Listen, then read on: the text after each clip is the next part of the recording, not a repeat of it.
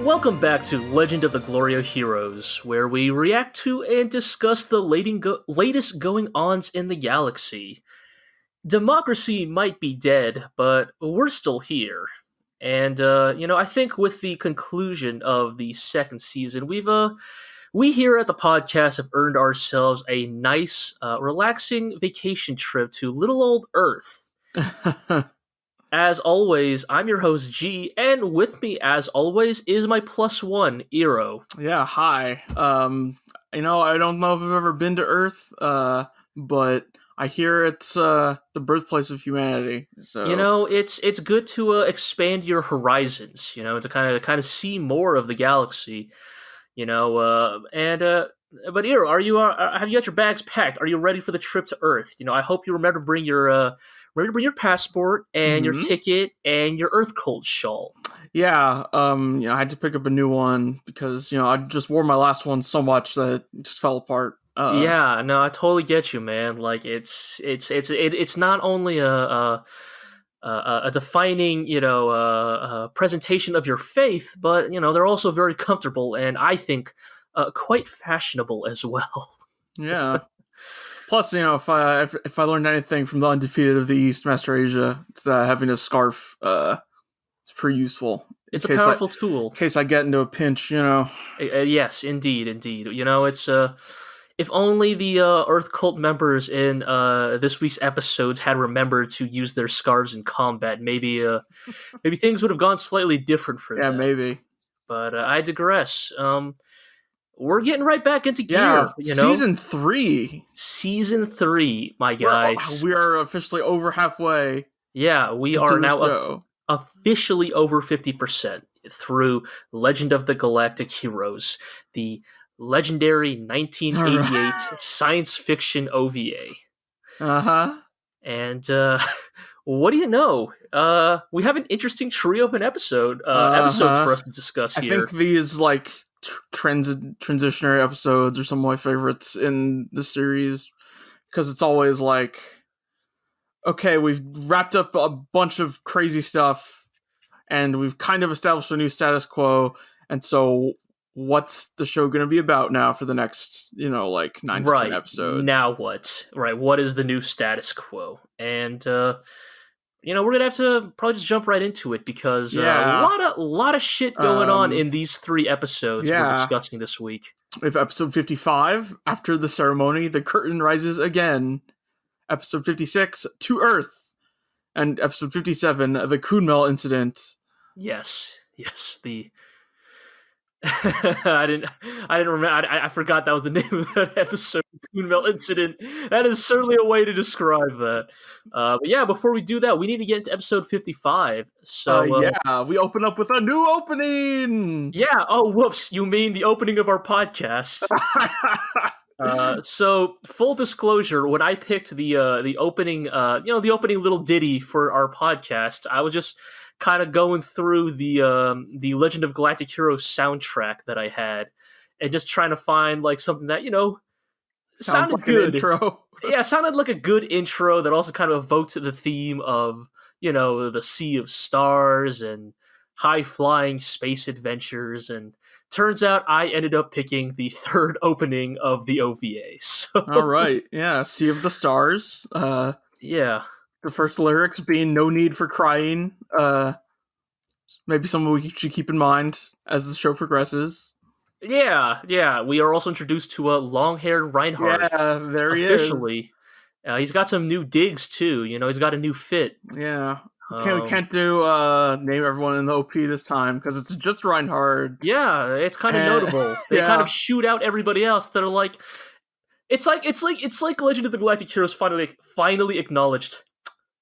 Okay, fine. There are actually only 2 characters that matter in this show, and we're going to put them both in the opening. Yep. Reinhard, Von Lohngram, and Yang Wen-li. Except, Yang Wen-li, where are you going? Why are you walking away like that? I don't... he's going home to his wife because he's retired. Are we sure he's walking home? I don't like that look he's given us at the end of that OP. Oh boy, but well, if we want to talk about fucking menacing sequences, we'll talk about the ED at the end of this episode. Yeah, but So for we open now, up on Kaiser officially being crowned. Reinhard is officially being crowned the Kaiser yes, of the Sieg mein Empire. Kaiser, as the Yeah, kids say. Sieg Neue Reich. Oh boy, right? Yes. With that, they introduced the what is it? The NRC Right, the calendar. new Reich calendar. The new Reich calendar. In case somehow you made it to episode 55 of Legend of the Galactic Heroes and you were not aware of the obvious cultural inspirations for the Galactic Empire in Legend of the Galactic Heroes, they kind of spell it out for right here for you guys. It's Yeah. Kaiser Reinhard von Lohengram of the new Reich calendar. It's Yup. it's pretty on the nose Look, here. we've been 50 episodes. Like, if you know by now, right? Yes, yes. Yeah, But so we get, have Reinhard kind of swearing in a bunch of or not? Is it a no, bunch of people, or is it just we got a party. He's Yes, at it's a party. Yes, a party new for his Sansushi. coronation, and they I thought there was no more parties allowed at New Sansushi, but Yeah, but we're having one because Yes. it's the new administration. Parties are allowed again. But I mean, I think it's more. I think it's probably one of those situations where Reinhard's like, oh, fine, if you must. right. I don't. But we do see, and are told, we are both told, and we see that it's a relatively modest celebration for Yes. such a momentous occasion. Because Hilda's father, Franz von Mariendorf, Yes, the elder Mariendorf is now Secretary of State, and Yes. thought Kind of- that Reinhard would prefer a less lavish celebration.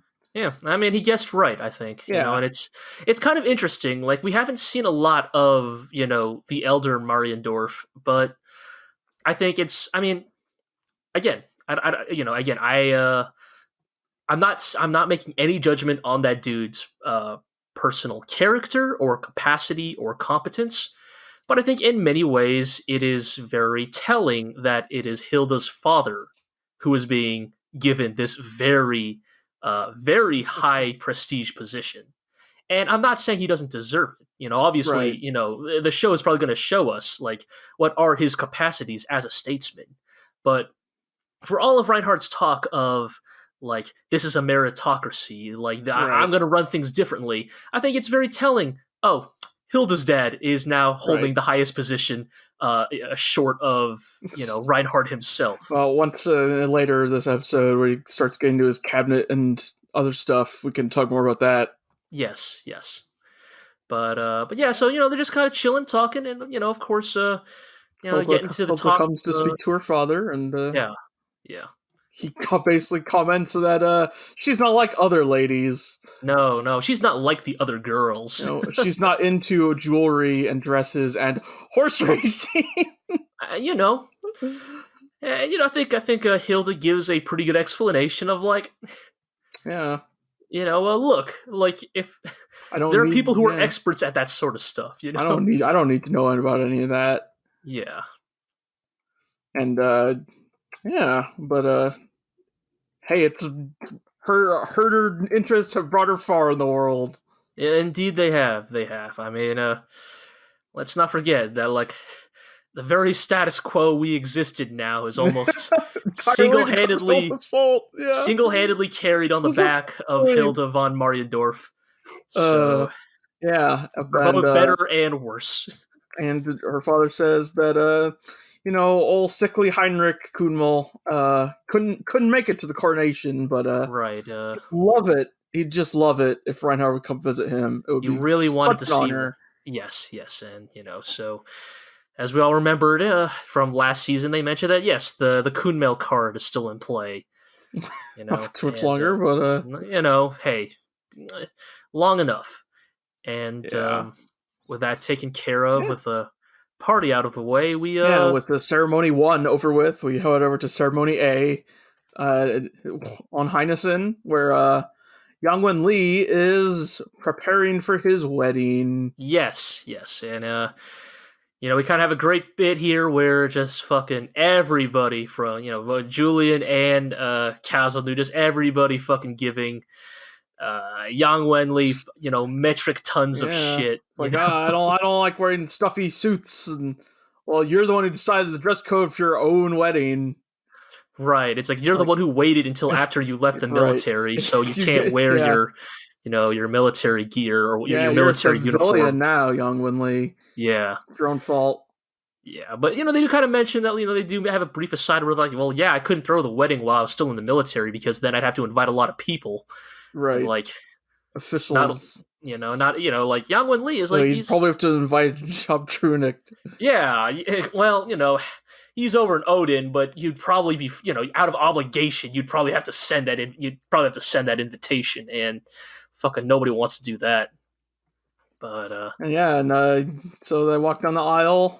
Yang Wenli's hair is slicked back. It doesn't look right. It doesn't look right at all. It's very wrong to see him without either a hat or his regular hair. It's very distressing.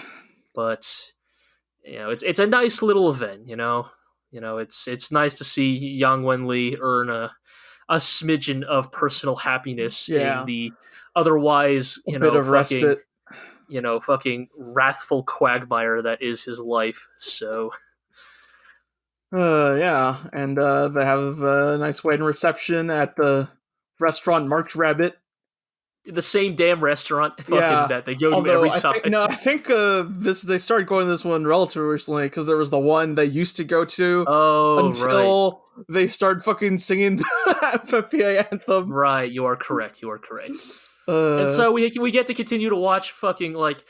What does Shenkop say? Shenkop fucking gives Yang Wenli the burn of all burns Shenkop here. Says, "You've only just broken out of the jail called the military, but now you're just willingly entering the jail called marriage." Look, it's a very Shenkop line. We love Shenkop, but Shenkop, look, these Shenkop Royenthal comparisons are not unwarranted. Those are men cut from the same cloth. I would never say. Shenkop pumps and dumps. That's more Poplan style, I think. But Shenkop is not the kind of dude who's gonna settle down. So of course he's gonna fucking jab Yang with that. Yeah, but, sitting with all the boys and they're all giving him shit. Which is, look, I love these moments because it's just those. Like it really, I think we've talked about this. We talked about this a lot in the past, back when this was kind of a novel comparison. But I think it's still notable now. Like. Compare the two celebrations that are being held this episode between Reinhard's and Yang's. Like, Reinhard has to maintain the facade. He has to maintain that buttoned up, like this is who I am. I am Reinhard. I am Kaiser Reinhard. I am the. Well done, my subjects. Yes, exactly. He has to be the golden emperor of this galaxy, space-spanning empire. Whereas, like, when Yang celebrates, he's fucking just. Drinking with my friends, and they're all telling me that I'm an idiot, right? And that I'm not good enough for my wife, and right. Like one of them, I forget who says, fucking poor Frederica, like somehow I think I was Dusty. Yeah, got tricked into falling in love with Yang Wenli. Which Yep, and Julian, having well and truly lost the battle for Frederica's heart. Let's be real. I don't think he was a battle to begin with. He never had a chance at that battle to begin with. Like this was not even like Bucock at the battle of. It's true. Whatever. His unrequited crush. Yes. Truly crushed. Yes. And he's gonna drown his sorrows in on a trip to Earth, apparently. Yeah, often the undutiness, because we Kazalnu fixed some numbers and got Captain Boris Konev a new ship because his old ship got blown up. It happens. Yep. But on the undutiness with buddy Louis Pashengo. Yes. And they get pulled over by the cops in space. Yes, the space cops show up once more. They decide to play it cool this time. They're not just going to commandeer another Empire ship. Get some fucking Empire creep who's like, oh yeah, You carrying any pretty ladies on this Right. ship? This like young looking Imperial Inspector guy. Yeah. It's just like, hey, I got cute ladies to on this ship that I guess we could just take. I don't know what this guy's deal is. I mean, I think it's that inherent reminder that there is this power dynamic. Yeah. Like, like for all Reinhard speaks of, oh, my new empire is going to be a just and fair place. In all likelihood, if this empire like fucking It's running traffic a cop, galaxy. Ooh, if he decided to like actually swing his power around, like what could they do? there's nothing they could do. Like this dude could literally have had the entire crew of that ship executed, and realistically, Reinhard would never know. Like, like Right.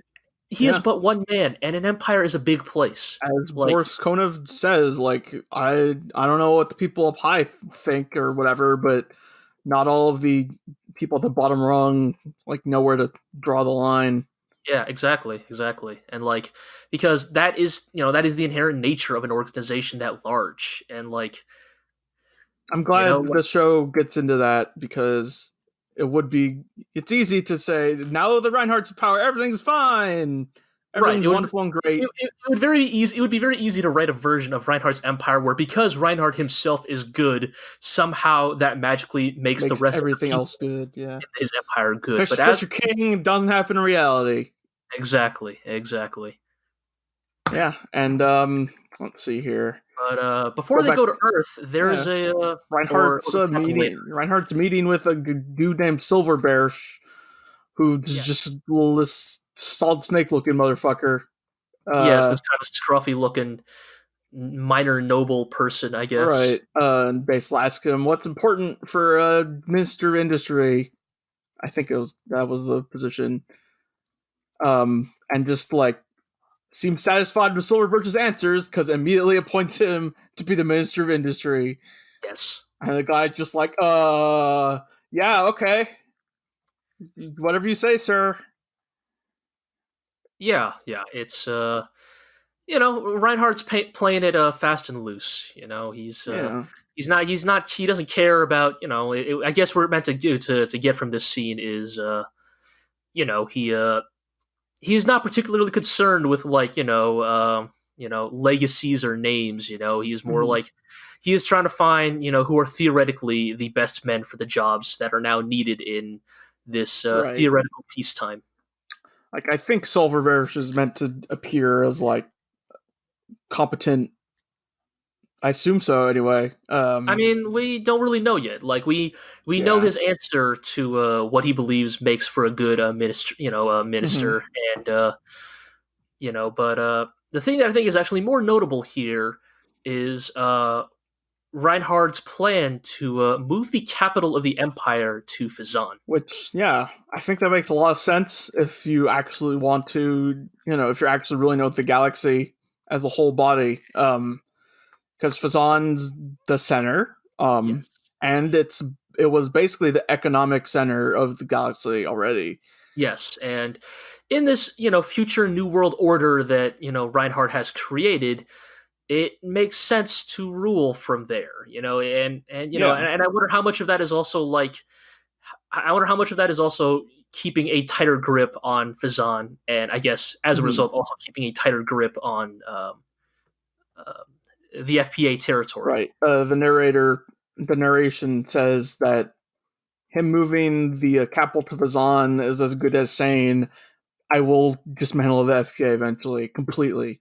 Yes, that the FPA, is technically exists in a form right now, but that too will change if things don't stop that soon. Yep.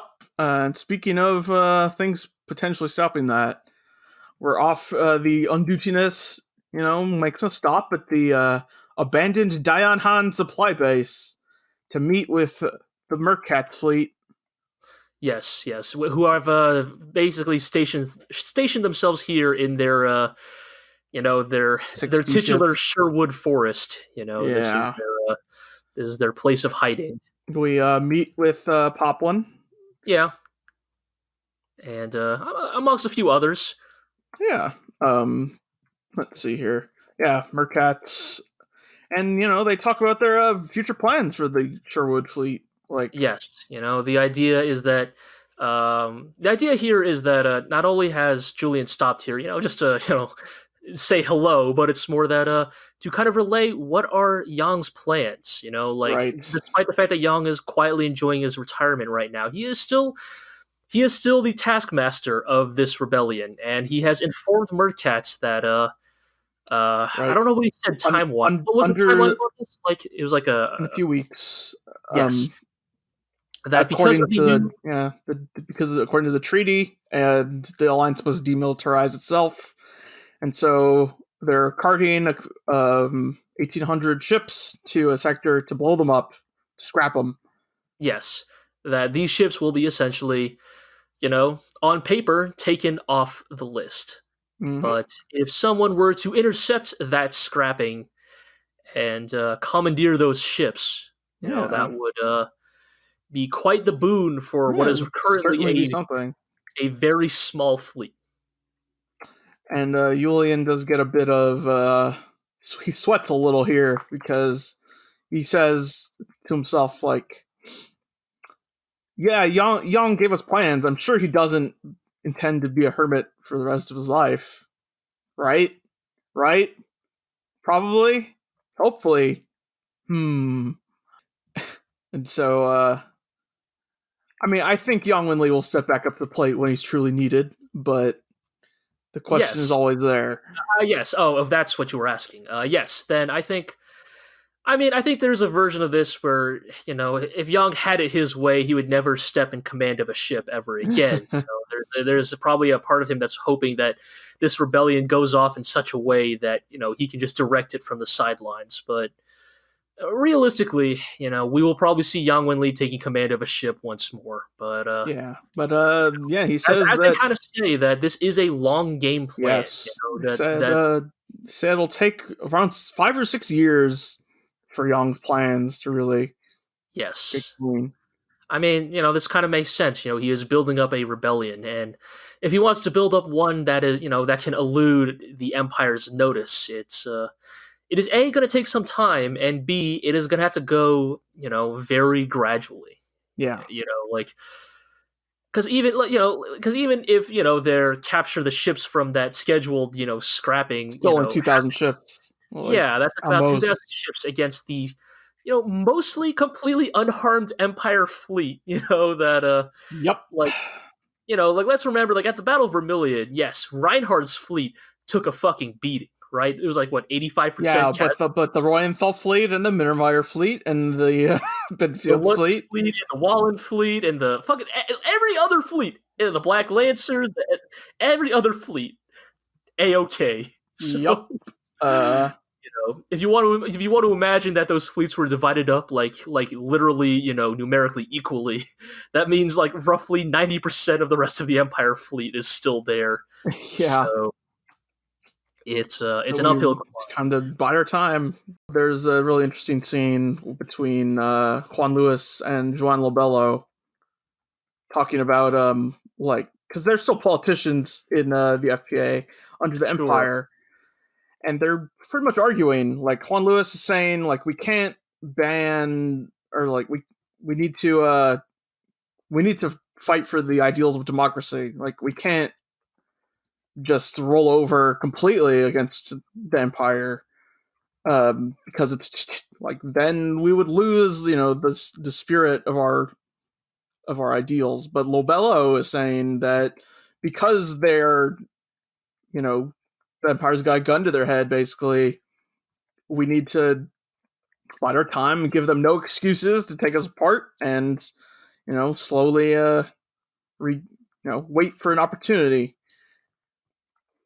And so that's I was interested by the scene because Lobello is like the cynic who keeps saying, "What if Yang?" He was the one who kept saying, "What if Yang Lee decides to take power and ruin the FPA with totalitarian rule?" Whereas Lewis was the one saying that'll never happen. And so I just wonder if like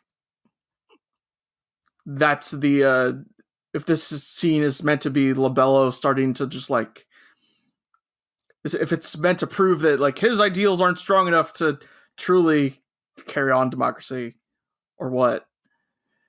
That's an interesting reading. I hadn't considered that. I Because don't know like if I would he has really been look the at. character that's like, even though he's the cynical one, he has also always carried the torch of democracy in his heart.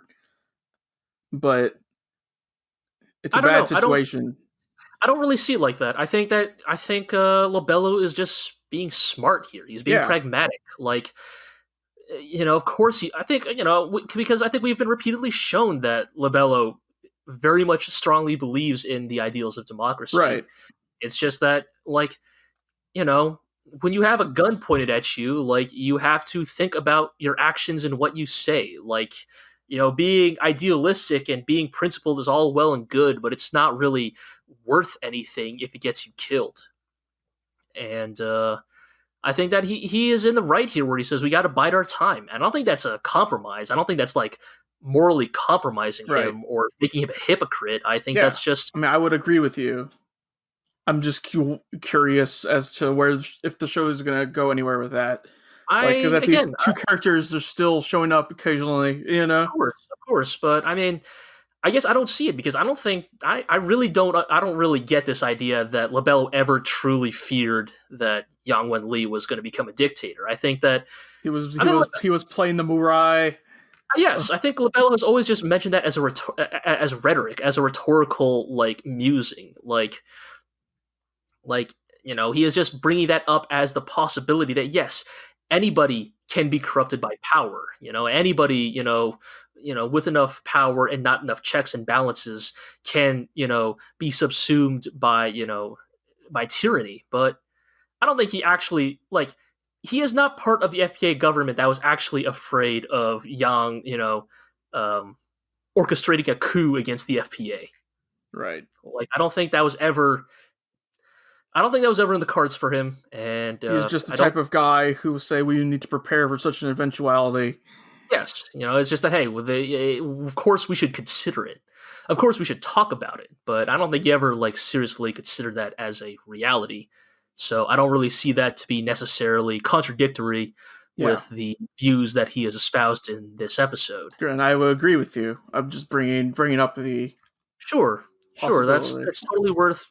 Hey, it's totally worth talking about. Yeah, but again, finally, let's get this boring stuff out of the way because now Julian meets a hot chick. Yeah, he's hanging out with Poplan, and Poplan's like, "I'm gonna go with you to Earth because I am sick of this goddamn station. I'm fucking There's bored. No ladies here.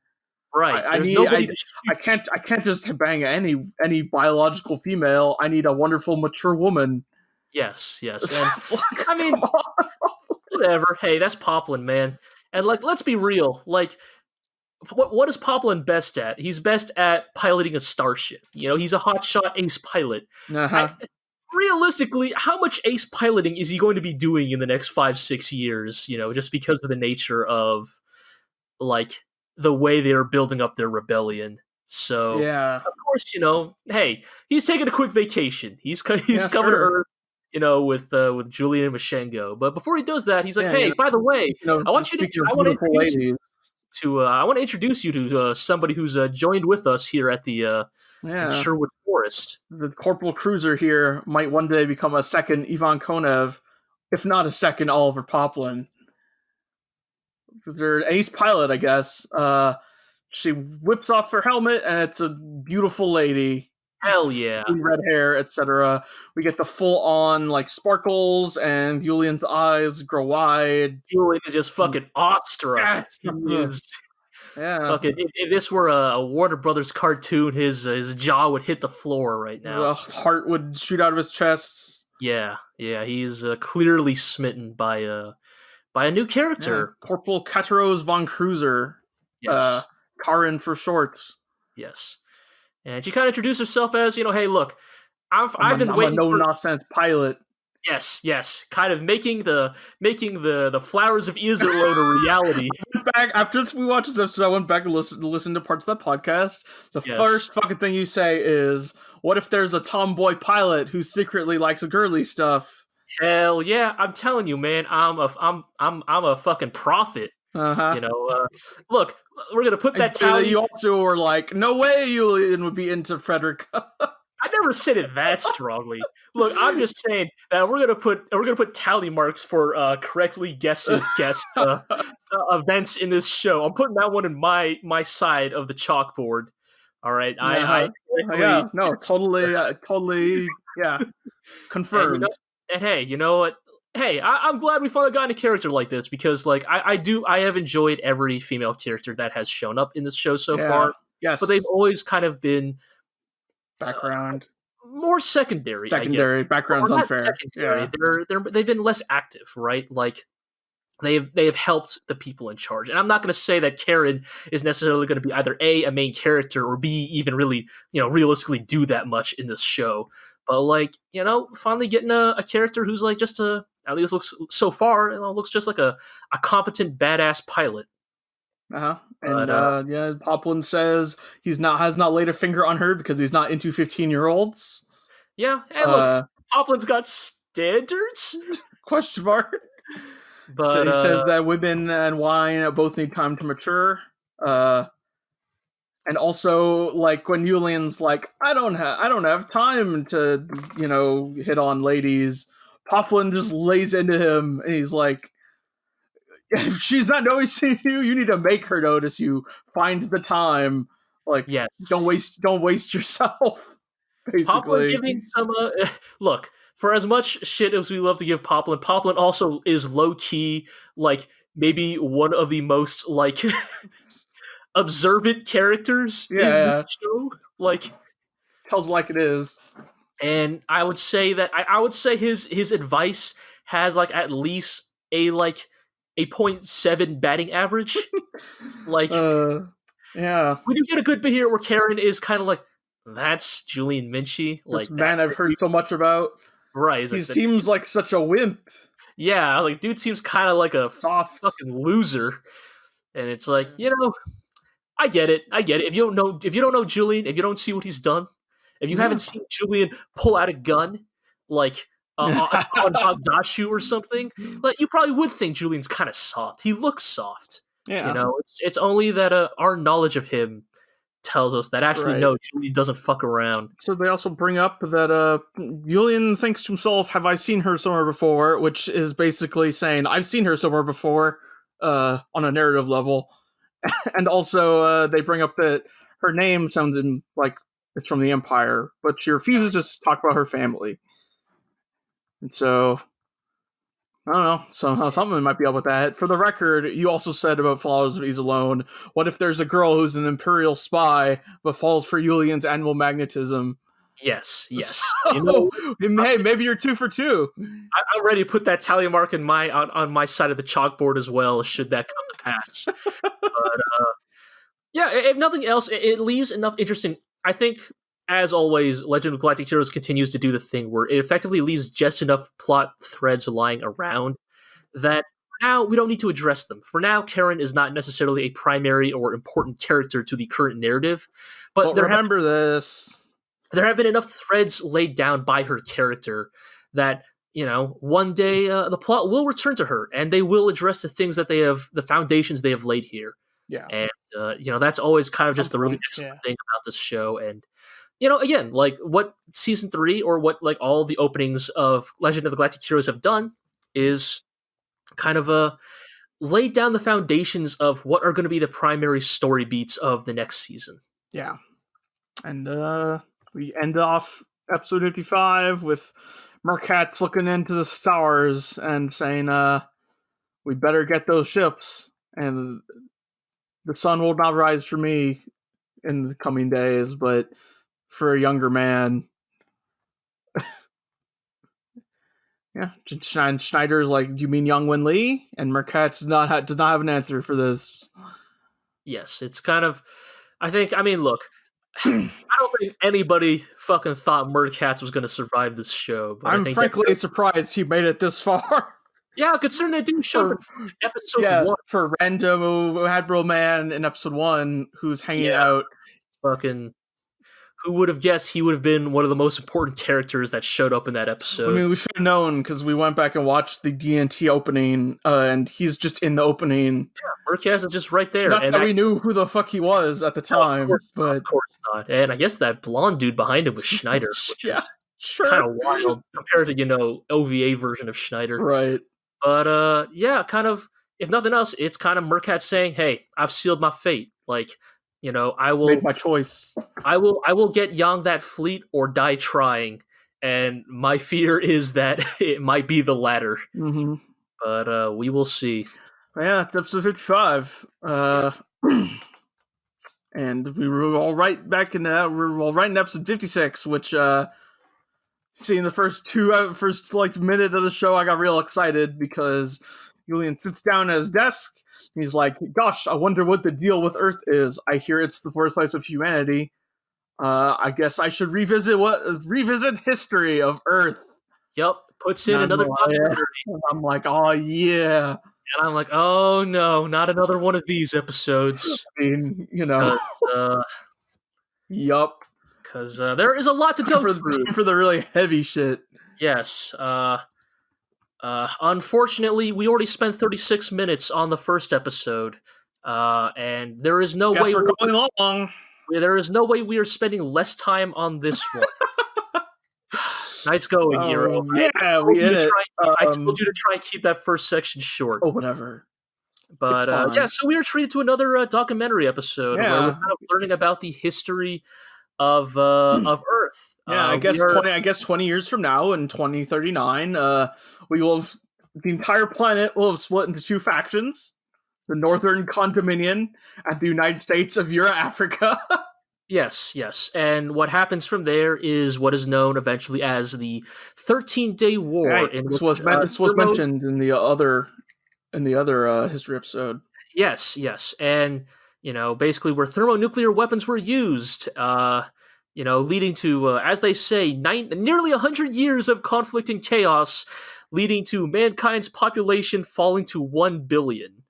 After a century of killing each other, the United Government of Earth is born in 2129, and you think to yourself, thank goodness, we can finally start fixing things. I like how it takes the almost complete destruction of the human race for people to actually start agreeing with each other. Just so we stop dying. That doesn't surprise me in the slightest. You're right. That doesn't surprise me at all. But it's in a move that the Earth Federation of the Gundam universe would highly recommend against. The United Government of Earth decides to build their capital in Brisbane, Australia. I mean, it's far from Sydney. It's fine. Anybody familiar with Australia and the Gundam universe probably knows this is a terrible place to put anything. It's pretty far from Sydney. Australia's big. Look, at least nobody dropped a colony in Legend of the Galactic Heroes. So, as they're slowly, rebuilding, their civilization at the same time. Building space bases. Yes, they are developing space colonization, leading to the creation of Lunar City. Right. They talk about how, Brisbane is technically the capital of, the human race at this moment. Lunar City that they built, because the space race is heating up, and Lunar City has a population greater than Brisbane. Yes. So the capital of the solar system. Yes, we begin to already see the kind of the beginning, the early seedings of what would become, eventually the conflict that kind of dominates, the history of Earth leading up to Legend of Galactic Heroes. So warp travel is discovered in the 2300s. Yeah. And in 2400, a new habitable planet is found. They specifically note that warp travel had poor effects on the human body, especially female fecundity. Yes, which is an interesting hell of a phrasing. Yeah, I mean, hey, it's the fabric of the setting, I suppose. Yeah. But naturally, as anybody who has watched Mobile Suit Gundam, the Earth government debated over the amount of autonomy to grant, the emigrants to Yeah. the new frontier. And before we get to that, then Poplan shows up. Oh, hey, what you watching? You watching I hope it's- porn? Any?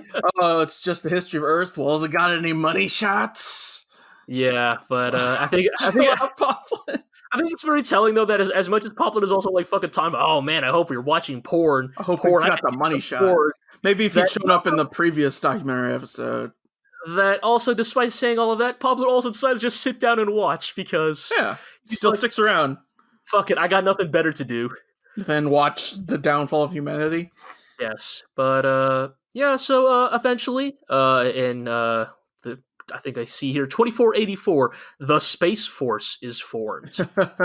They're formed to kind of police the new frontier of space. And protect. Protect trade lines and just Right. generally look And out for a historian makes a note that they claimed to be different from the Space Force before the 13-Day War, which was really a little more than like orbital bombardment threats. Like yes. Big Brother watching from space. Right, but in some ways it sets perhaps something of a precedent. Yeah, like as much as your military exists to quote unquote maintain public order, a historian here says that the people of this era had forgotten that every army in history, while they say they stand for defensive peace, can also go on mad offensives. Right, they basically say that, never forget that the army is the primary and largest tool of violence that a nation possesses, and that how that tool is used can often lead to some truly catastrophic things. Yeah, and a country that's united all of humanity has no enemies outside of itself. So I wonder about this aspect because I think the statement they're making here is less that, without enemies, humanity naturally grows, decadent and weak. No, but I think what they're saying here is you don't need a big military if everyone's united. Yes. Thank you for getting to that point for me. The idea that they're stating here is that the mistake that the Earth government actually makes is not having no enemies. It's allowing the Space Force to grow as large and corrupt and bloated of an organization as it does in their timeline. Yeah. They talk about here in the documentary that, basically corruption and hoarding of power and resource amongst the higher ups in the Space Force becomes rampant. They talk about a specific expose about Captain Arnold Bach of the Dixieland and how his incredibly luxurious officers' quarters are the same size as the barracks for everyone else. Yes. And how he has 6 private maids or some shit. Right, like his own chef and all this stuff.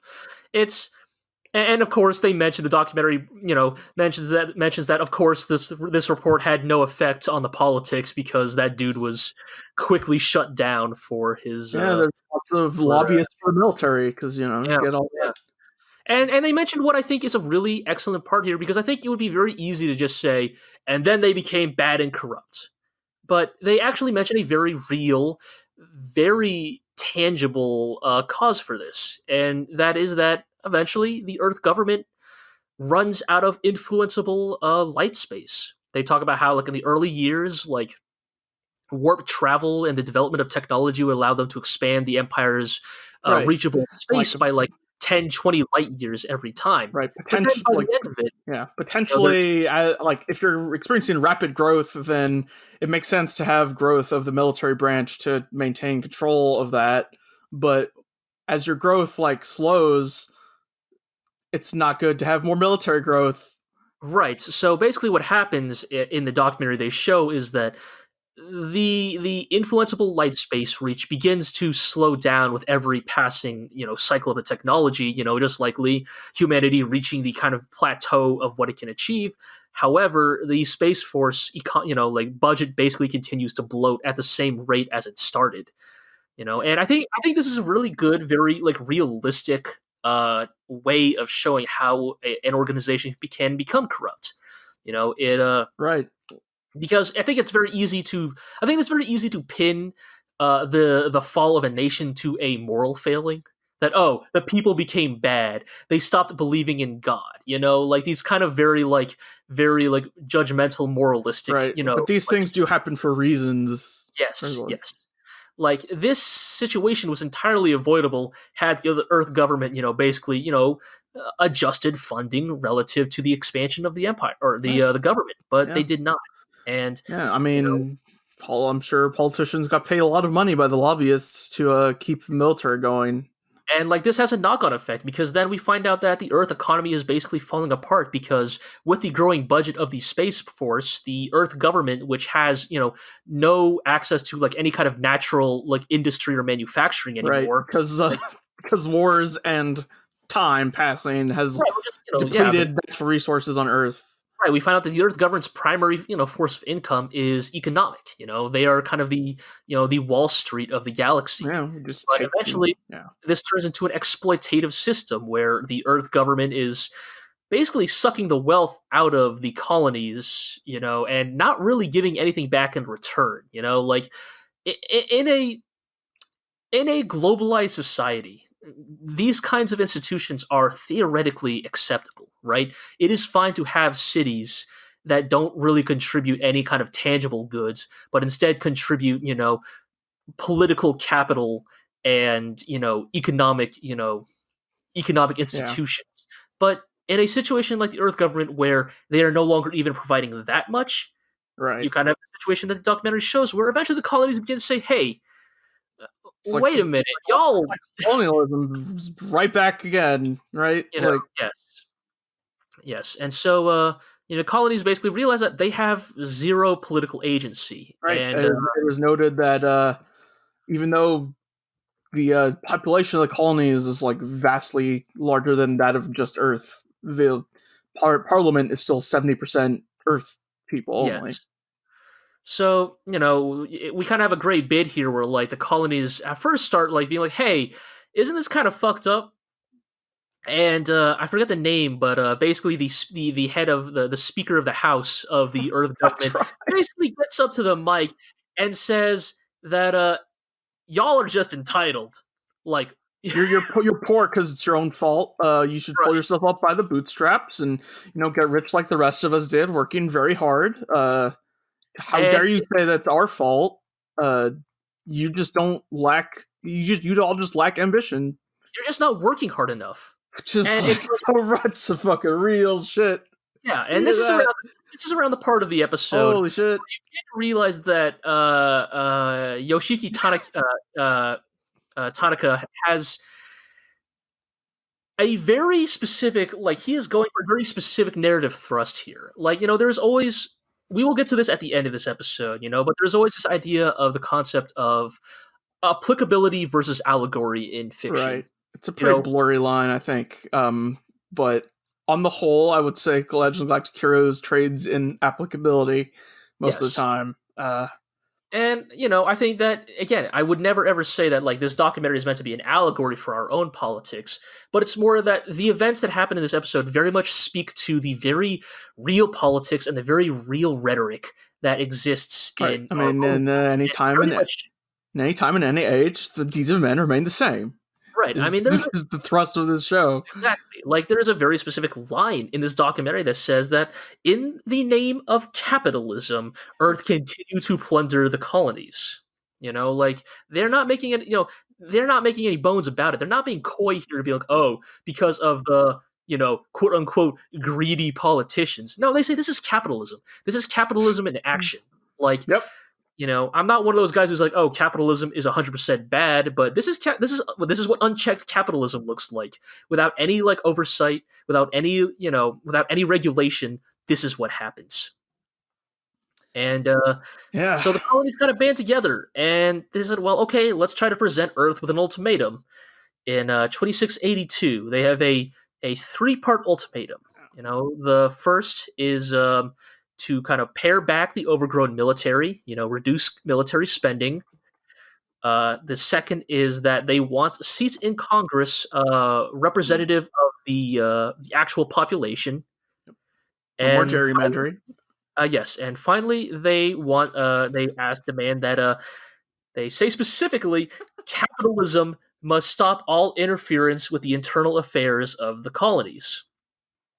And so naturally, Earth responds by accusing the colonies of trying to overthrow Earth. But more specifically, Yeah. accuse the colony, the planet, the colonial institution of Sirius, Yeah, the of trying Sirius to supplant system. Earth as the primary power. Right. Of course, like, if they really use propaganda saying basically, oh, they're only criticizing us because they want power for themselves, not because there's actually inequality. Like, yes, this is like in many ways, this part here is like all of the problems with a government at a certain size is that there is no when there is no such thing as accountability anymore. Like, Right. of course, these motherfuckers are just going to start pointing fingers. Yep. But what this eventually does, however, is actually have a knock-on effect, where because their propaganda keeps mentioning, "Oh, Sirius, is the center point of colonial Yeah. colonial like, representation. Oh, Sirius is the one organizing all the colonies to rise up. How It dare eventually they? convinces the rest of the colonies to actually Right. band together behind Sirius. Oh man, Sirius is doing this. We better hang out with them. Yes, it actually has, which really tells you fucking how unpopular Earth must be if their chosen scapegoat is still more popular than Earth itself. Yeah, and so Sirius becomes the center of the anti-Earth alliance, Yeah, like, which causes the Earth forces to be like, well, let's blow them up, I guess. let's bomb the shit out of them. Let's Yes, so yeah, under the guise of joint military exercises, there's some fucked up shit right here. just This is start really shooting. right. So the documentary explains that under the guise, yes, under the pretense of a joint exercise with the defense forces of Sirius, they bomb the entire Sirius like military fleet. Yeah, And this is some real some fucked real up shit. shit. This is some really fucked up shit. This is not that this doesn't have precedent in our own history, but this is a move, and I'm not necessarily going to even say this is a unanimously morally like condemnable move. Like there have been preemptive strikes in the history of mankind that could be argued to be necessary to a certain extent. I'm not going to get into those right now because that is a whole can of worms. But regardless of it or how you feel about it, this is a real fucking dirty move. And I get And into how discipline was lacking among Earth forces, and yes, now they misreport various things so that higher ups can embezzle money, yes, etc., like make themselves look better by underreporting their own dead, yes, yes. over-reporting the casualties, And mass in fact, slaughter of non-combatants. yeah, and it kind of it goes to show that like the complexity of Legend of the Galactic Heroes setting in history that they even make it a point to mention that actually there was anti-war opposition. There were people like Say the journalist who exposed like the number crunching. yeah, like the stuff we just mentioned that there were journalists exposing this stuff, but Just there wasn't enough. because they lacked the institutional power to like push it through, they were they were scapegoated as fame-seeking thieves, just continuing to push Earth's government further and further into corruption. And so the city of the planet Londalina in Sirius sector, city of Laglane, was remnants of forces fled into the city of Laglane, and so Earth sends a bunch more troops to wipe them out. Yes, and we get what is known as the Bloody Night, in which the Earth forces attack the city of Laglane and just kind of, I mean, I'm gonna get real here. This is some rape of non-king shit. Like Right. the Earth forces just basically kill and loot without punishment. Just they mentioned bits here where like there are literally Earth forces fighting each other over who gets to loot like what neighborhood. Right. Yeah, there is just some fucking Talk truly about like how like we cut people open to loot the diamonds that they swallowed to protect. right, and that's just against other soldiers. And then you get into the violence against civilians, where they say that 900,000 civilians are killed, and let it be told that this documentary or this show is not the show itself is not like fucking just talking about it. They're showing like some truly Right. Here's this ghastly imagery, body where their mouths are slashed open to pull out gold teeth, and or like fucking this person's like, finger is missing because let's not take the ring, just cut off the finger, whatever. right, or their ears have been cut off to take their earrings. It is some truly abominable imagery, but also truly necessary imagery, I think. Like Right.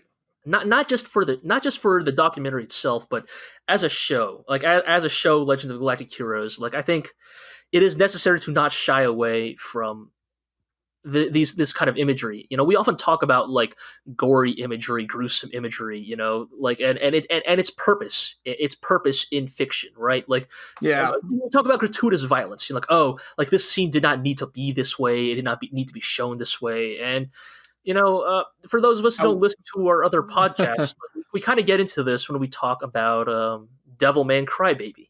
Another show that kind of Right. gets into the need to show this kind of violence because it's trying to show the like depths of humanity. yeah, like sometimes sometimes you're right, you don't need to show the violence, but here when they're talking about like in universe in the context of the show itself, when they need to speak about violence that is being committed against innocent people, it is necessary to show this. It is necessary to show the violence that is being inflicted on people. And Yeah. as if you thought this shit could not get any Right. more The Earth forces deny that the massacre and looting in Laglane ever happened. It's yes, they just made it up to sully your name. yes. But then 3 days later, not only does that happen, but in a turn of events that again I think could only be written. I think, well, not could only, but considering this novel was written by a Japanese person in the 1980s, right? this is what we get into here next. I think is as real as you can fucking get.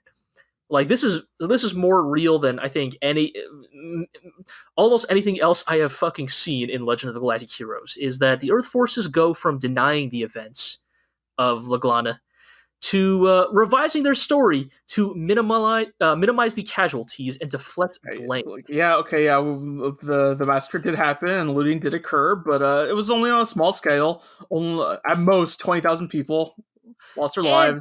And of course, and then they also say, and by the way, the majority of that looting was caused by like of colonial partisans like disguising as civilians and like sowing chaos in our orderly occupation. Yeah, anti-Earth guerrilla forces, or it was their fault.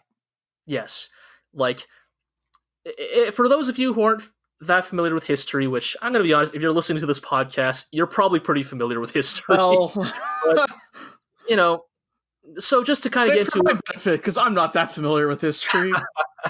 So I'm not going to get too deep into it because it is some truly traumatizing and gruesome stuff to talk about. But in many ways, I think that this part here with Laglane, maybe this is just a footnote in the original novel. Maybe this isn't that important of a thing, but to get a little bit real here, as a person of Chinese descent, this specific scene in the show was as real as this show has ever gotten for me. Because echoes the Nanking Massacre, right? Yes, the Nanking Massacre or the Rape of Nanking, depending on your choice in nomenclature. For those of you unfamiliar, was when the Japanese Imperial Forces in World War II occupied the city of Nanking. And what proceeded from there was some of the most horrifying violence and depravity that has maybe ever occurred in the 20th century that humanity has ever seen. It was days and weeks of rape, pillage, and murder, and not even of the what you could call the mundane rape, pillage, and murder, but a specific type of cruelty that was displayed there that went far beyond just quote unquote just beyond loot and pillage, but into a very specific type of racialized violence and hatred that just went so far beyond the pale that to this day, like to this day, there are some very, very deep scars, in the country of China and their attitude held towards Japan. And not only that, but the part here about the Earth forces denying the events is almost a one-for-one perfect reflection of Japan's own actual approach to the Nanking massacre. For years, for decades, it was Japan's stance to just routinely deny the events of Nanking ever even occurred. It wasn't even a case of, oh, yeah, we occupied Nanking. It was not even mentioned in their history books. Like, it was not taught. Like, it was never spoken of. And eventually, just the nature of globalization means that, these events eventually spread to the rest of the world, including the Western world. And eventually, Japan and their government were forced to acknowledge that, okay, fine, this event did happen. Are you happy? And like the Earth forces at Laglane, the Japanese government initially tried to downplay the events. They were like, to this day, the event is known as the Nanking Incident in Japan. When we talk about the power of nomenclature, when we talk about the power of words, this is what we're talking about. On one end of the scale, you have the most dramatic version of the name, the rape of Nanking. On the other end, you have the most sterilized version of the name, the Nanking Incident. And it very much speaks to the way that the people involved wish to portray the event, to politicize it. And Japan was very content for years to try and downplay it as, oh, this was a minor thing. Yes, people died, very tragic, so sad, but that's war. Like, it took, decades of evidence and firsthand accounts to be recorded for Japan's government to finally acknowledge that perhaps there was a greater scale to this tragedy. And even now in 2019, with the very, very conservative, very nationalist Shinzo Abe at the head of the Japanese government, Shinzo Abe himself, while not an outright Nanking denier, is part of the political faction in Japan that seeks to downplay the events, to cut down the numbers. That no, it wasn't 300,000 killed, it was 100,000 killed. No, it wasn't 100,000 killed, it was 50,000 killed. No, it wasn't 50,000 killed, it was 20,000 killed, and 10,000 of them were actually, Chinese military, soldiers. There's this continued desire to downplay and hide the event. And again, I'm not saying that Yoshiki Tanaka was necessarily some kind of anti-Japanese government, partisan, but what I think he's doing here with Laglane is showing that, this is human, never forget. Right. This is human behavior. This is what governments do. And this is what governments do when you do not hold them accountable. Yep. And, whether I don't know what his thoughts are on Nanking or, Japan's actions in World War II, but I can tell that by making the conscientious choice to write that event into his story is him trying to speak to the idea that governments will do this. And that, again, I'm not even saying he's making a call to action, but he is reminding you this is what governments will do if you do not hold them to a higher standard. Yep. And so it's stunning how politically minded Legend of Galactic Heroes can be sometimes. Right, what a surprise. This show I know, right? this show sometimes really goes for it. And Yeah, and again, so I can admit that some of this is perhaps just, my own personal biases here, but I feel like this episode in particular is Legend of the Galactic Heroes going in harder on the subject that perhaps I I've think ever. it's also this episode, because it's about the history of Earth, it's a step closer to our reality than anything else that's been in the show thus far. Indeed. Even the previous history episode was still about the galactic community at large, Right. which is so far removed from ourselves. And even though the Bloody Night of Laglane was on another planet somewhere, it's about The actions are so familiar, that you are forced to confront it. And so but, on that note, we then find out that eventually what eventually brings an end to this war is the rise of 4 individuals who would meet and become the legends of the anti-Earth movement. Yeah. Not that I necessarily support Gray Man theory, but this episode gets into how these 4 became the core of the anti-Earth movement. Yes. I mean, I think you don't always have to, just because they're important individuals does not necessarily make true. it, proof of Great Man I theory. would, And I think, again, historiography is a thing that's constantly being debated. And, whether you argue that it is social trends versus great individuals, I think the true answer is probably, always going to be somewhere in the middle, that there are indeed important individuals and that these 4 were. Yeah. And those 4 are, I don't remember their first names. I kind of just wrote down their last names here. Okay, let's see here. If I click through all of my screen caps really fast. Well, okay, fine. It's fine. We don't need to know their full names. They are Palmgren, Tosent, Frank Liu, and Chow. Yeah. And these 4 would eventually... The Black Flag Coalition, or... Yes. Black Flag Force. I think that was Townsend, right? Or Townshend, I think. That was all of them put together this force. No, but one of them specifically the leaders of...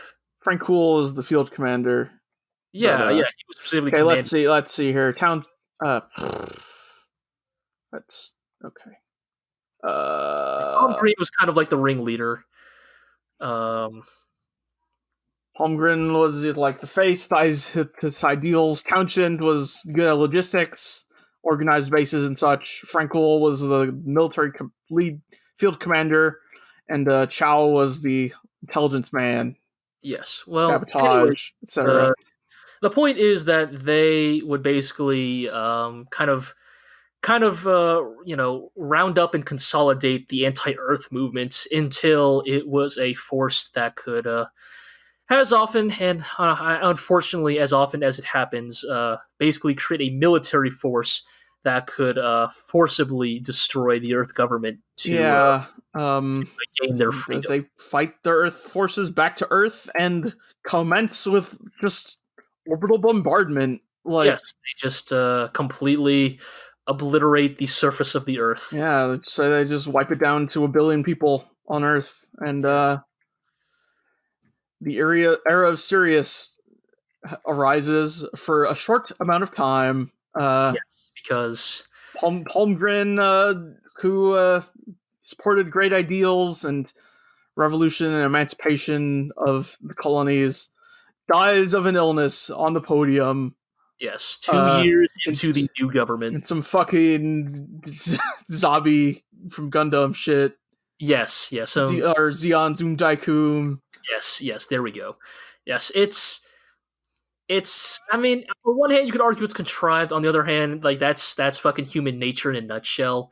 Is how often it is that if only, this general had been alive at this battle, if only this statesman had lived 2 more years, how different things would have been. I mean, I think for Americans, the most obvious example is what if Lincoln had survived to see his second presidency to full? Right. How different would Reconstruction and like how differently would have been the administration of the South have gone, had he survived. But often, like, fate works against us, and we find out that Palmgren was kind of the linchpin. He was basically the one holding the various disparate elements of the anti-Earth movement together, and that without him, Townsend or whatever, and Frankel become politicized and polarized against each other.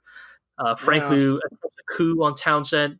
Yep. Townsend assassinates Chiao, and then Townsend is killed by a neutron bomb launched at the Capitol. There's this hilarious freeze frame because he's like getting into his limo, and then the show freeze frames at the frame the neutron bomb is about to just blow him up. Like, yes, motion blur. It's a bit silly. It's so much. Yeah, and so the Black Flag Force is split up because their leaders have all died, and the documentary says an era of chaos lasting about a century was about to begin. Yes, it would take yet another century. Watch part 2 of the documentary. Right. To find out the origins of the Galactic Republic. Right. Yes, the Galactic Republic, aka the government we watched fall apart in the first documentary. So, it's like, hey, if that ain't a better summarization of human history, fucking, and I don't know what else is. Poplan demonstrates his strange perceptiveness after this by saying that Earth was just like the royalty of the Empire. They believed that the right which they seized was a right that they were entitled to have. Yeah, which, god damn, Poplan, fucking get real on me, Poplan. You're supposed to be the horn dog. You're supposed to be the dumbest person in the room, but here you are just regularly dropping truth bombs that I think even I would have trouble like coming up with just off the cuff, like that's... And they head off to Earth. Yeah. And I don't know if we want to get into it now, or if you think we already gave it its due, but just the idea we mentioned before of applicability versus allegory, not just for this episode, but like for Legend of Galactic Heroes as a whole. Like, right. How much of it to speak to that push and pull, basically, how much of the content in Legend of Galactic Heroes is compelling because of how applicable it is to our lives versus how much of it is directly allegorical to the very real events in our own lives? I mean, Allegory, I'm not denying that Yoshiki Tanaka probably had specific moments in mind when writing Legend of Galactic Heroes and paralleled specific moments, but I don't think he was trying to say write a moment and say this is specifically referring to this moment in history. I think it's more taking inspiration from the patterns of history to create his own fictional history. Right, which is the line between allegory and applicability. Yes, I think that's a good point. While I primarily brought up Nanking because, again, this is a story written by a Japanese individual, which I think probably would make this the most relevant example of this, but I would never try to imply that the Nanking Massacre was necessarily the only incident, or even the only incident in World War II, if we're going to be frank. That, for better or worse, what it perhaps speaks to more is, as long as governments exist and as long as they carry out atrocities with their military, which, as this documentary helpfully reminded us, is the largest and most violent tool a nation possesses, that fucking lie. They will always try to not only commit these acts, but possess just enough self-awareness to know these acts are bad and try to cover them up. And that... Yeah. I mean, can be a fuzzy line between the two, but indeed. That line is whether it was directly meant to be directly written to explicitly be about Nanking, or if it was being inspired by the events. Right. And I think it is more likely the latter. Yeah, and I think based on everything we've seen so far. Because of the show Legend of the Galactic Heroes is, yes. We joke about the Galactic Empires being space Nazis, but, of course, if you want to really get, quote-unquote objective about analyzing, the actual policies and government of Reinhard's government, of course they're not Nazis, Right. Look, if Reinhard starts talking about Lebensraum and the final solution in season 4, then we'll be talking about having a whole different kind of discussion. Then Yeah. for now, like when we joke about them being space Nazis, it is more just the very intentional mirroring of their aesthetics and specific aspects of their politics, like the inferior genes law. It is stuff like that which are more reminiscent than like explicit references to specific Yeah. policies. A more allegorical Legend of Galactic Heroes would be a lot more blatant about specifically drawing from the Nazis, I think. Right. A more allegorical Legend of Galactic Heroes would make Oberstein literally Hitler, which like I don't think he is. I don't think anyone could ever argue he is. Like Oberstein is a jerk. He's Right. he is an objectively bad human being, even if he does love dogs. But he is not Hitler tier, not yet, anyways. But as we see in episode 57, he's now the Secretary of Defense, Fleet Admiral Oberstein. Yeah, what a title! Not a title I ever expected Oberstein to have. Reinhard announces his cabinet. Secretary of State is Mariendorf, Secretary of Defense Oberstein, and a bunch of new people who probably aren't that important. Maybe I'll eat crow later, but look, I think the way I've taken to it, I've accepted it is when Legend of the Galactic Heroes introduces like 10 characters at the same time, you can kind of safely not pay attention to their names. Because if they do matter, if they truly are important to the story, they'll show up later, and they will show themselves. And they will have a good reason to distinguish themselves.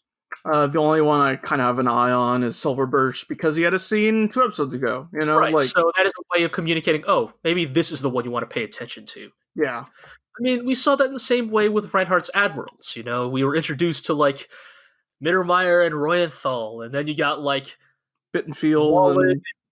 Yes, you have the important ones, and then you have the ones like Wallen and Kempf kind of off to the side, and it's like, don't worry, those guys don't matter until they do matter, and at which point we will make sure you know who they are. Yes. We have a good bit here where Hilda's dad, the elder Mariendorf, just straight up asking Reinhard when he's gonna have some kids. Because when are you gonna marry? You need to establish a line of succession. It is your responsibility now. Right, like this is not as head of state. It's not just the elder Mariendorf like being like, "Oh, when you're gonna give me some grandkids." This is like him being yo, I hope you don't remember. This is the government we operate in. Like we are still a government that operates in direct lines of succession. Yes. So like, as long as you don't have a kid, we don't have a line of succession. We don't actually have a continuous government yet. Like. But Reinhard's only 23. He's got plenty of time. I'm sure if I really tried, I could have won the galaxy by the time I was 23. Yeah, but it's just we were busy. A lot of video games came out. Like,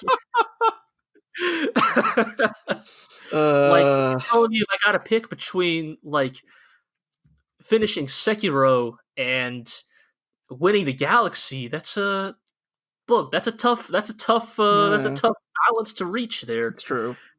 But I think it's very telling that Reinhard is like, that doesn't matter. I'll deal with that later. Yeah. And it's like we all talked about how we assumed like, of course Hilda and Reinhard are gonna get together. Mm-hmm. But like,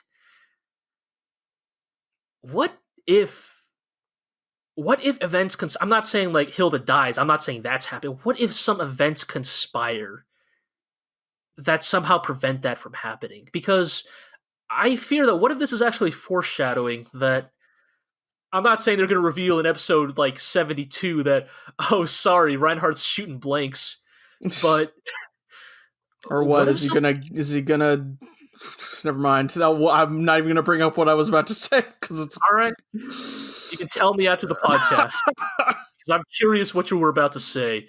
But I'm just saying, what if something happens what if Reinhard never has a kid? Like, this wouldn't be the first. Possible, yeah. This wouldn't be the first empire in the history of man that this has been a situation in. I mean, legendary Roman Empire emperor himself,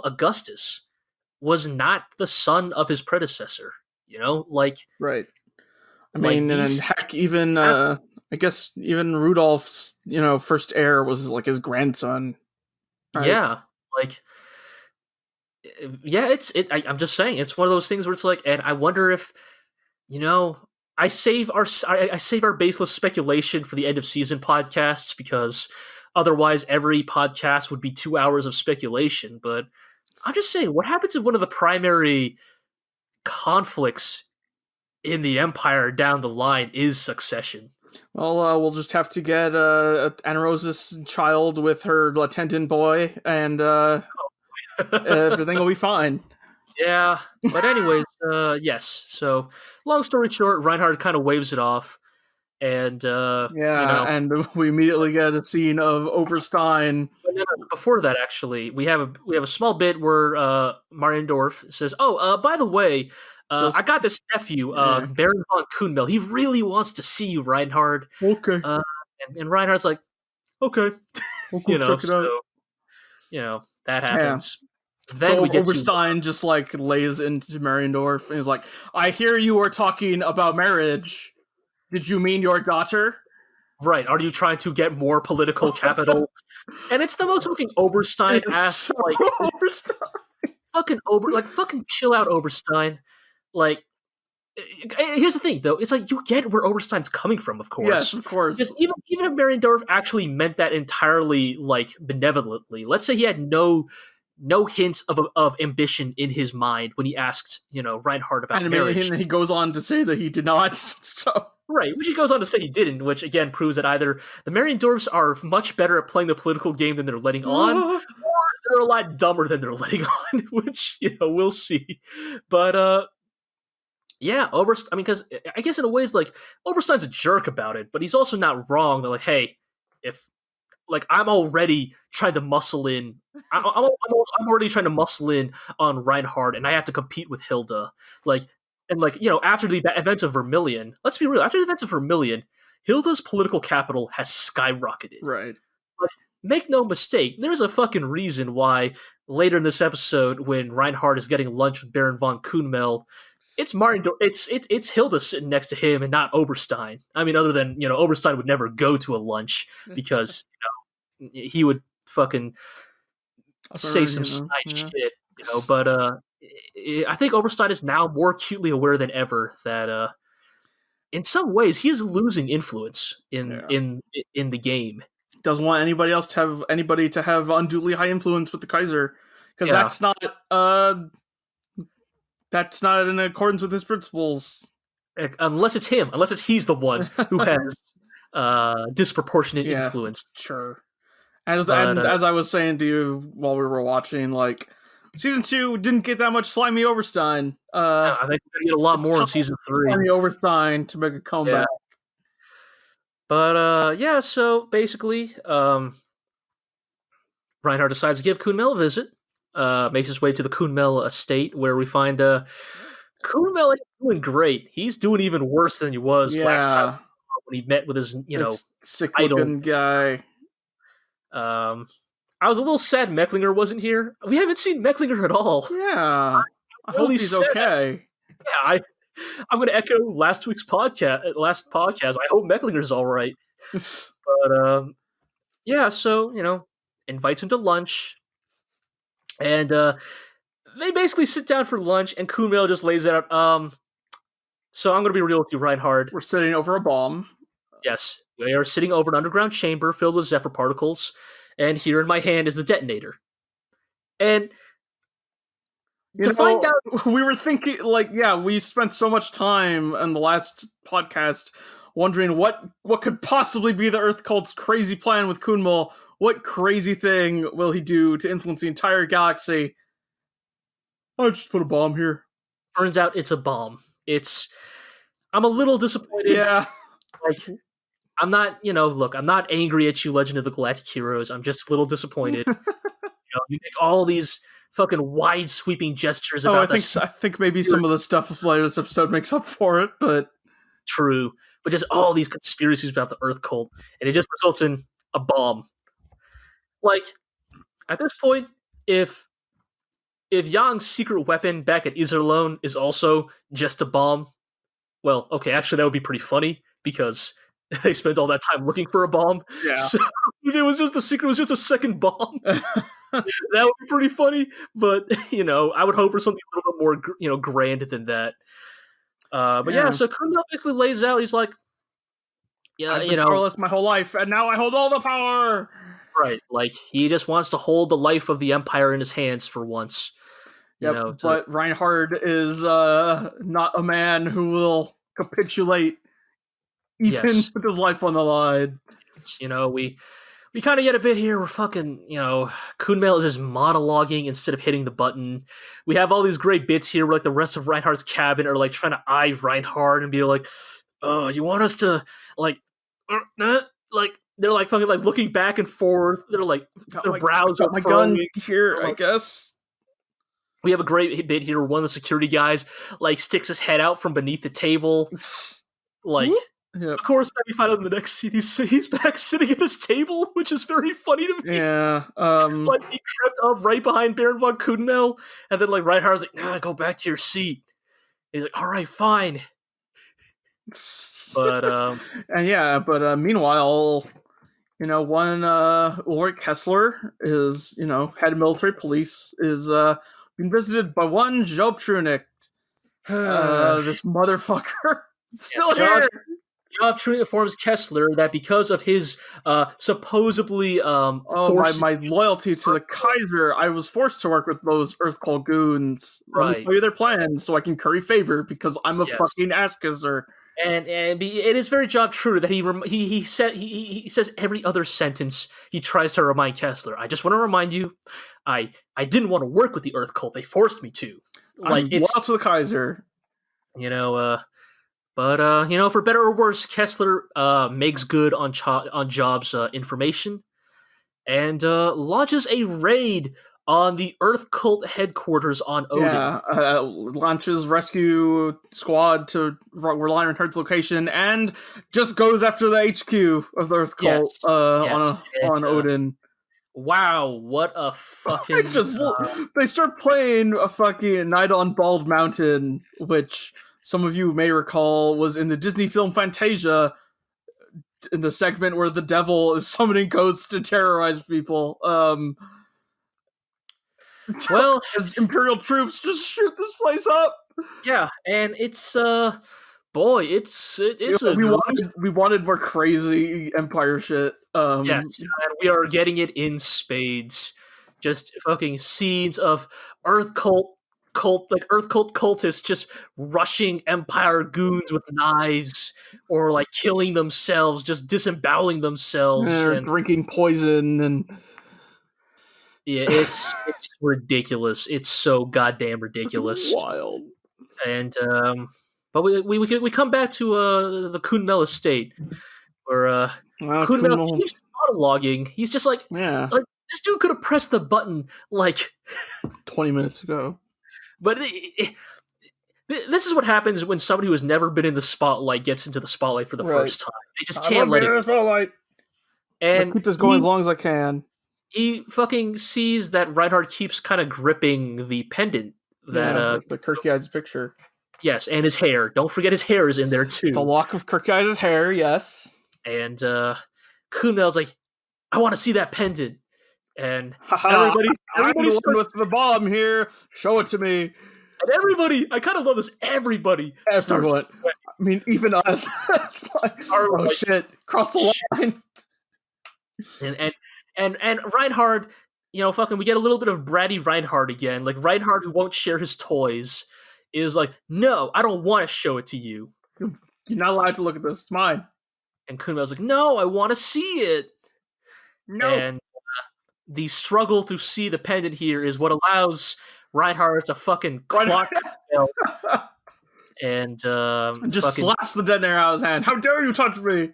Yes, get the detonator out of his hand. And I just fucking, Kunmel, you completely ineffectual fool. You fucking dumbass. You literally held the Empire in your grasp, and you couldn't even accomplish the extremely basic task of pushing a button. If it was Cao here, he would have pushed that button. Oh yeah, no. Yeah. Noted Renaissance man Cao Cao would have hit that button like fucking nothing, because better to betray the world than have the world betray me. You know, Uh, clearly, Kunmel did not learn from the greats here. So, call yourself a scholar of the great Renaissance man Cao Cao. and as I mentioned, I hate to break it to you, Kunmel, but somehow, Kunmel, you have objectively contributed less to history than Count Landsberg, the bungling poet. Right. In terms of your contribution to the fabric of history, you have somehow fucked up harder than the man whose namesake is the bungling poet. Oh, well, we still have more episodes of this show.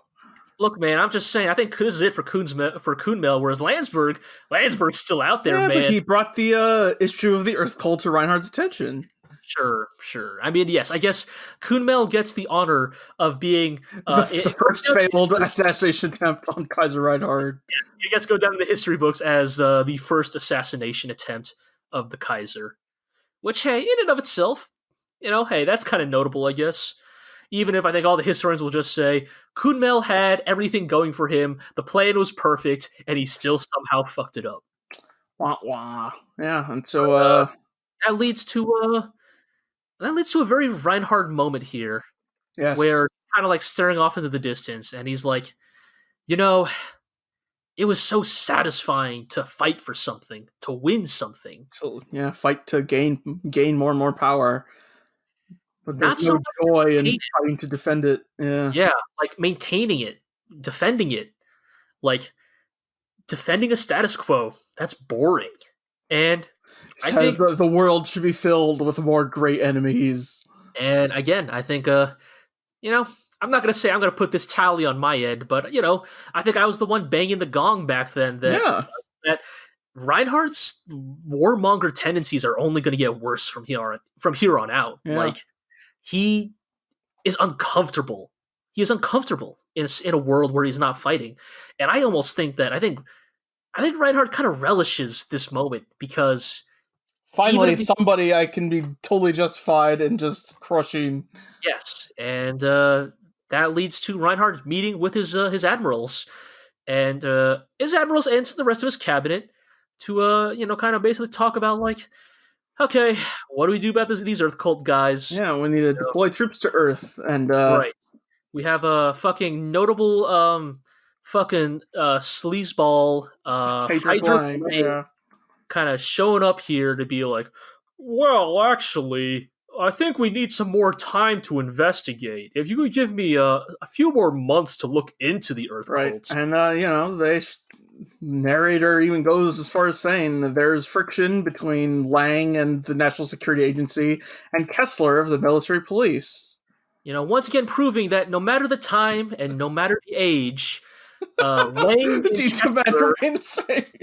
Yes, no matter the time and no matter the age, Lang and Kessler will always feud. Indeed. It will not make any sense to 99% of our listeners, but so be it. But yes, it's, I think, yes, you can definitely tell that this is definitely an intentional power play by Lang to be like, shit, Kessler is getting all the credit for this Earth cult stuff. Like, I need to buy time to, like, rough up some civilians and, right. remove, get rid of basic human rights to put the power back in our court. And Bittenfield comes up. Yes. He's like, let me do it. I want to kill them. Oh, good old Bittenfield. I'm here, Your Majesty. Right. Like, Reinhard's like, what do we do about this Earth cult? And Bittenfield's like, I have an idea. Send me to fight them. It's like, oh, Bittenfield, you are always so eager to just... Bittenfield, you goof. You coward. Yes, silly goose. And Reinhard is like, thank you, Bittenfield. I appreciate it. But I think it would be a bit much to send my most elite vanguard force to crush Earth. Yep. So instead, we're going to send Wallen. Yeah, Samuel Wallen, who has been there since the start. But he hasn't done much. So yeah, and basically tells him, make sure you don't harm non-believers, but also anyone on Earth is a believer. So Just this like tacit allowance It, for Wallen it's to kill anyone. right. It's basically Reinhard kind of tacitly giving Wallen permission to prosecute the Earth populace without oversight. You know, that like basically I'm giving you carte blanche with whatever you do with Earth as long as the Earth cult is crushed in the end. And yeah, so with that taken care of, you know, with that campaign having been So launched, the Wallen fleet heads to Earth to we suppress it by return. force. Yes, we return to the Undutiness, where they are Hey, almost we're about. almost to Earth, guys. Yeah, they kind of talk about like how many people are on Earth these days. Turns out it's 10 million. Uh, That's 10, tiny. Like 10 million for the entire population of Earth. That's like less than the population of like New York City, dude. Like, yeah. Let's see. Let me look up a number real fast. sure. Yeah. New York City. This is riveting audio. New York City has about 8.5 million people. All right, so about the population of New York City, Yeah. but Across the whole spread planet. over the entire planet. I mean, I don't know how much of the surface has been ravaged by time, but Yeah. I mean, that's the interesting thing is we still haven't even seen the surface of Earth. Well, we've seen underground of Earth. You know, we've seen the bishop of the Earth cult's underground lair, but we haven't actually seen Earth proper, which yeah, I'm very curious about. And I think we're all curious. Poplan's even curious. yeah. Asking, are there cute girls on Earth? Huh. You know, like Cute girls. you know, we have a bit here where hey, Poplan is this Poplan who says this continues to fucking lay it down, Right. or is this Conan who says? They kind of both lay it down, but as we gear up to go to Earth, let's see here. They're talking about like pretty ladies in the Earth cult, and Poplan says that the love preached by the Earth cult isn't for the planet Earth because they're just using religion to revive the privilege of their own ancestors. Because if they really loved Earth, they wouldn't be trying to get involved in war or power struggles. Yes, and there's an explicit line here where they say religion is just a way to control people. So there's no more efficient tool for dominating the populace. Yes, there we go. Konev says that. Yes, it's convenient for those in power. Yeah, and I mean, I think as always, true. Yeah, it is, and as always, it is the very real reminder that hey, power structures often take many different forms. Sometimes it is ideological, sometimes it is nationalist, and sometimes it is theocratic. Yeah, and that it is just as much a tool to be abused by those in power as any other. That that often it can be even sometimes even worse because it carries that mean streak of righteousness to it. But yeah, additionally, they also confirm that anime exists in the world of Legend of the Galactic Heroes. Right, Poplan's talking about how he'll go and meet the beautiful daughters of the gross and creepy Grand Bishop, and they'll fall in love with the dashing hero. Konev says you should go write children's anime. Yes, which is very good, and again confirms people watch anime in Legend of the Galactic Heroes. I want to know what anime Yang Wen Li watches. There was that one that was bankrolled by Fazan. That one episode, do you remember that? Oh yeah, right. Yeah, but man. Our intrepid heroes are arriving on Earth, and to avoid suspicion, they must dress up as though they're Earth cult believers. And on the this is happening at the same day. At the same time, the Empire has decided to invade Earth, which continues the trend of Julian picking the absolute worst times to take a vacation. Or maybe the best times. We will see. We will see. I just love that Julian just keeps fucking stumbling from one really messy situation into the next. Oh boy. But hey, maybe he'll solve it with his I don't know. I'm sure his presence will become very important for eventually resolving this situation. I mean, it's Julian. Like, if anybody can get it done, you know, if anyone can defeat the Grand Bishop of the Earth Cult in a lightsaber battle, you know, it'll be him. But I thought you were a war orphan, but I'm actually your father. It is interesting, this kind of setup where we're once again kind of in this kind of three-way situation with kind of the Earth Cult, Julian, and Wallen, and the Imperial fleet on its way. Yeah. And I'm kind of curious how this plays out, because last time something like this happened, we thought it would be a more complicated situation. You know, back when Julian was on Fazan, Right, we thought, but it's then- going to be like a real messy situation. But Then he immediately left. yeah, and I hope that's not what happens here on Earth, because, again, because the Empire is the strongest faction of the three by a huge margin, you know, like I'm talking like 10 to 1, maybe even 50 to 1 in terms of like power margin here. Like, I'm curious what could possibly be the obstacle for Wallen here on Earth, because if it's just him attacking Earth, like, what does the guerrilla resistance from Earth look like? You know, what does the occupation look like? And again, I think, why specifically pick Wallen?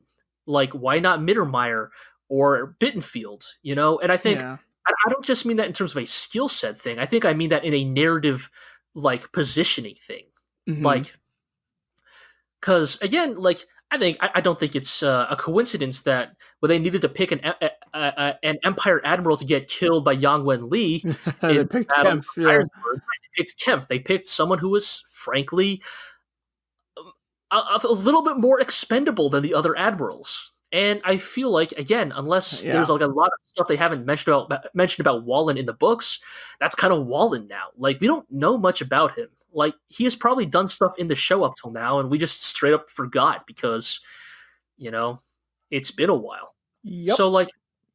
So then you wonder, is Wallen's presence as the leader of the Imperial fleet on Earth, is that either to develop him more as a character, or is that to make him a sacrificial lamb to the machinations of the Earth cult? I could see it going either way, to be honest. Yeah, and it's like, I'm curious. And I guess I'm kind of curious again, like, what does the Earth cults play? Because, like, if the Earth cult just gets if they just straight up get killed here, like, the Earth cults, it's like, oh, that was fast. It's not much of, considering how much they built up to them, you know, it's kind of a wet part of a conclusion. So, like, because here's the thing, like, for example, with Fazan, like, yes, Fazan got taken out pretty early, but I also think Fazan's not done yet. Right, Rubinsky's still in hiding. Right. But if the Earth cult just gets taken out here and that's it for them, that's not much of a conclusion. Like, so then I'm curious, what does the Earth cult resistance look like? Because, we'll excuse one last tangent in this podcast for today. Usually, when two forces are fighting against each other and one is dramatically more powerful than the other, what you end up is in a situation of insurgency versus counter-insurgency, and the kind of principles and aspects that play into that, you know? When you fight a guerrilla war, you know, you don't fight to defeat the Empire. You know, the Earth cult has no chance of destroying the Empire in a conflict between them. But how can they possibly achieve their other goals? Because, you know, one of the primary methods that a guerrilla force tries to win a war against a more powerful force is to tire them out, is to make the war no longer tasteful to them, essentially, you know? Like, fight so viciously, fight so hard, like, even when they kill you in the thousands, you make them pay for it, you know? You make it the most, you know, dreadful, emotionally traumatizing thing in the world. I wonder if the Earth cult's new strategy will be to back the remnants of the FPA. Right, and we'll have to team up with these guys to some real gross enemy to enemy situation. And even more than that, it's like, because here's the thing, right? Like, one of the ways a guerrilla force can win a war against a more powerful force is that they damage the more powerful force enough that they then become vulnerable to their other more powerful enemies. Right, but they're a classic example of this is the Revolutionary War, where the Americans didn't really beat the British, but they softened up the British enough that they started to get worried about the French. Right. You know, like it wasn't a case of America might beat us, but it's America might bloody us enough that our neighbors might take advantage of that. But that's not going to happen in this situation where the FBA is definitely in no shape to take advantage of this. Yeah. And another way a guerrilla force can win is propaganda, is to make the populace of the invading force eventually grow so sick and tired of the war that they protest against the war, that they no longer wish to fight the war. Except Reinhardt's government is one where he is the boss and everyone else listens to him, Exactly. rather than a democracy where public opinion ideally is influencing. Exactly. Like no matter how no matter how unpopular this war with the Earth Cult gets, as long as Reinhard is running things, he can essentially wage that war indefinitely. And it's and I guess it makes me wonder then, how does the Earth Cult resist the Empire? Because here's the thing, believe me, I ain't rooting for the Earth Cult. But also, if the Earth Cult just gets rolled over in like 2 episodes, that's not particularly interesting either, unless that specifically leads to an entirely new, even crazier status quo, which, let's be real, yes, is entirely possible with this goddamn show. All right, I think with all that said, we're going to call this a podcast. So let's take care of the basic housekeeping as always. Mm-hmm. You can listen to this podcast and read the rest of our content on theglorioblog.com. Yeah. You can follow us at Twitter at theglorioblog. You can listen to our sister podcast, the GLORIO Chat, where we talk about other anime, though. Yeah, it's the new season, and yes. our latest podcast for the GLORIO Chat has our impressions on several of the new shows out. Yes, indeed. Though, who knows if we're going to keep talking about those shows for much longer at this rate. You can also listen to the podcast at most other podcast aggregators, Podbean, Google Play, Spotify, all those places. You can also listen to the podcast on YouTube. Like, subscribe, leave a review, all that stuff. Yep. I like to believe that we are a 5-star podcast, but because I respect 6-star podcast. I respect the intelligence of our viewers so much. I'll leave it up to them. Wink.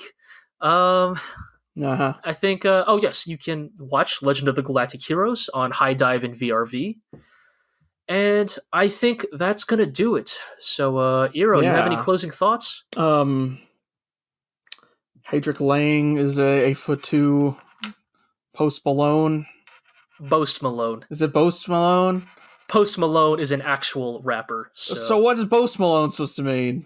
It's like a play on Post Malone. Oh. Like, it's like, haha, like, I'm comparing you to this rather notorious rapper. I see. Oh, okay. Well, it's still Legend of GLORIO Heroes, not hip hop. The podcast. Well, with all that, thank you all for listening. Iro, thank you for accompanying me. Thank you. And we will see you all next time amongst the sea of stars.